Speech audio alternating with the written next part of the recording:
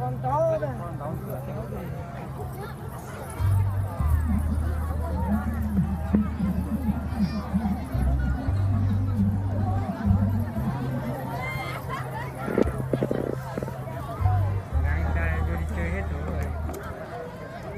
Bây giờ mà nói lên xin chén đấy nhỉ.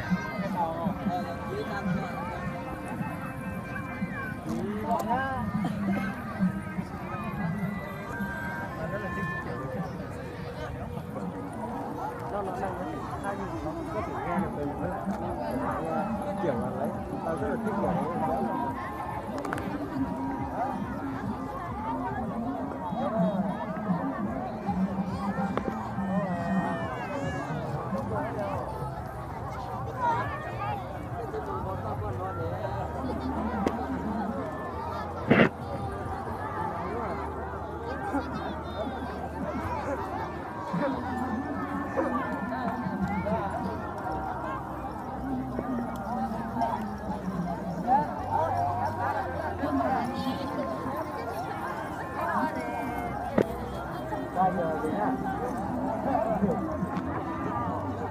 Sao chịu mấy cái nào nói mà mình biết hết rồi hả? Tao có phải biết đâu, vay nhờ tí nhá ông.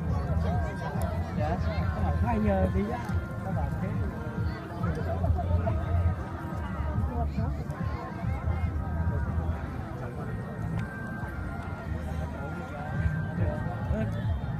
Đừng nói thằng Hồng đi tấu ra. Thằng đấy thằng Hồng cái gì nữa? Hồng đi tấu ta. Đúng rồi. Con tối trên ấy Con tấu quá ấy. Đúng rồi ta, đúng rồi tấu mà.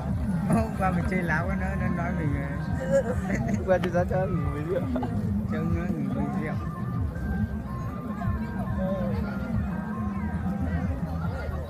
Giờ tao không chuyển đến đấy cả. Cái đợi. Không phải con tấu đâu. Rồi. Không phải. Hay là phải. Nhưng mà mình khác nhỉ? Đúng rồi. Không. Hay à.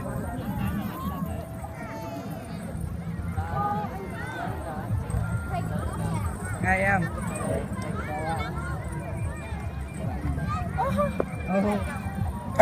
Ra từ lúc nào ấy?